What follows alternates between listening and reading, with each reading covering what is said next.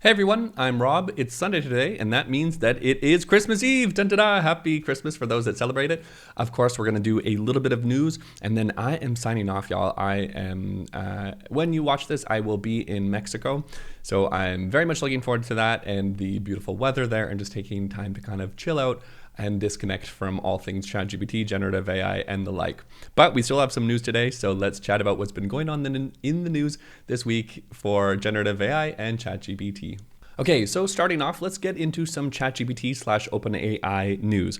If you are not familiar with ChatGPT, if it is your first time kind of making the leap into it, or your organization has enabled ChatGPT or a competitor, well, OpenAI has released a prompt engineering guide. So if you're new to it, go ahead and check it out. And I've looked through it, and it's actually pretty good. So there's some clear instructions here. Also to it, it helps you to kind of think about like, oh yeah, you can break down things into smaller tasks.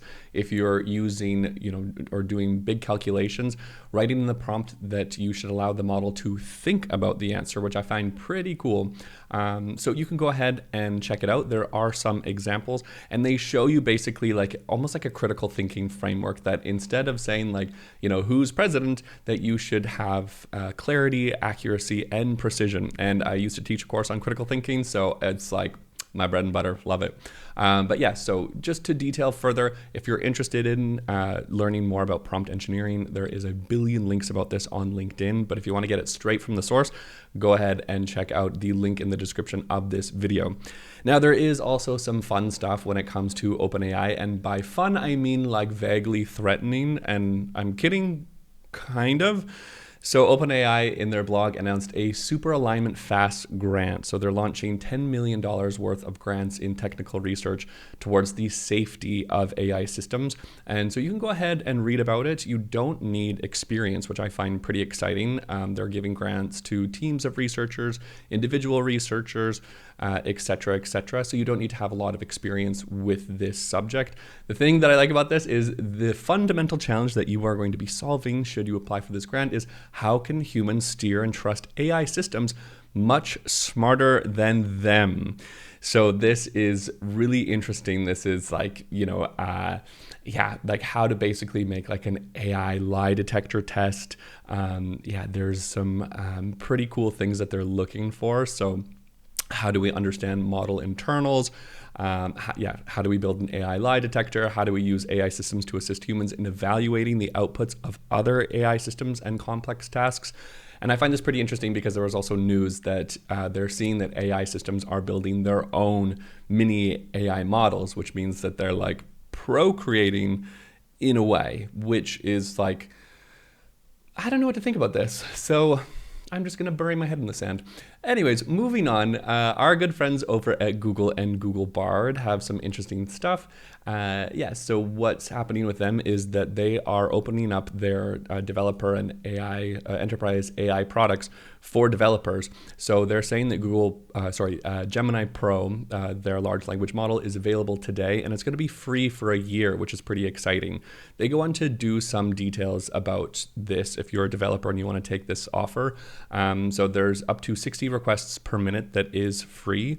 And then they go on to say that, for like early next year, I shouldn't say a year, early next year, that's when they'll start to actually charge people. So just taking a look at the website, the Gemini Pro pricing and their blog about it, we can see that, they say 60 requests per minute, and then here they release the pricing scheme.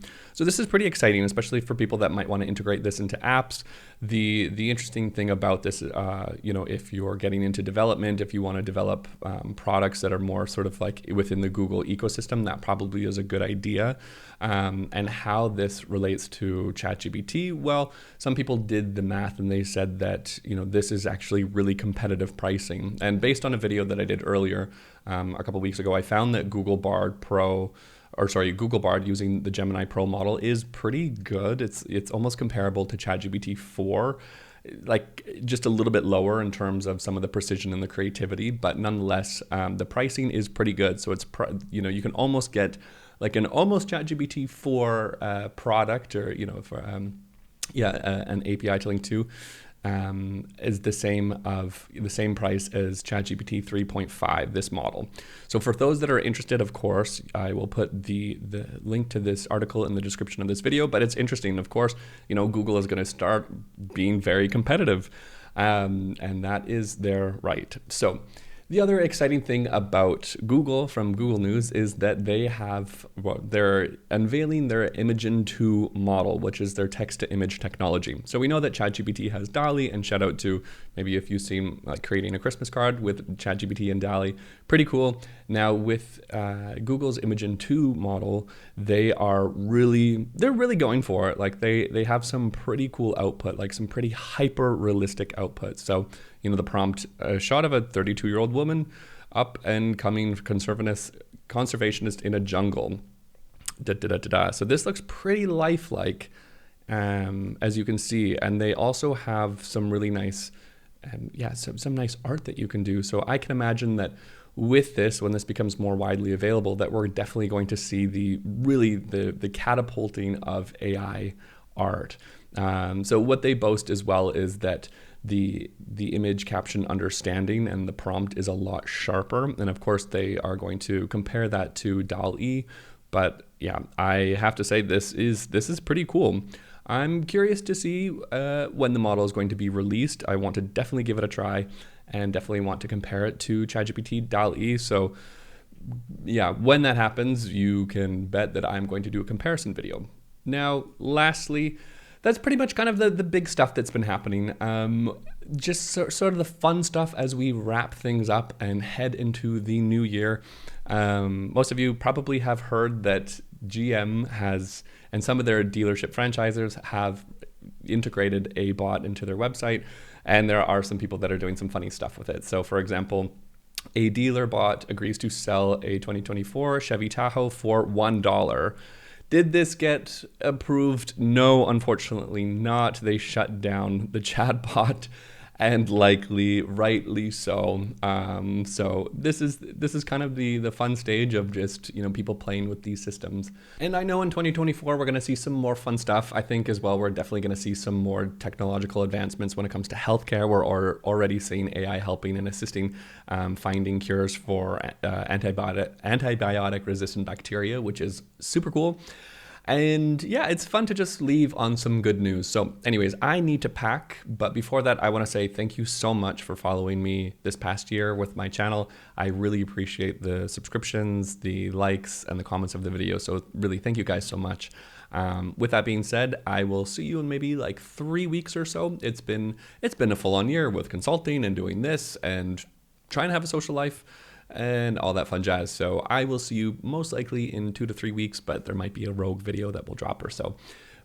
Anyway, I will catch you in the next video. Have a wonderful, wonderful set of holidays. Merry Christmas if you celebrate it, and looking forward to touching base with everyone in the new year. Have a safe and wonderful holiday, guys. Bye.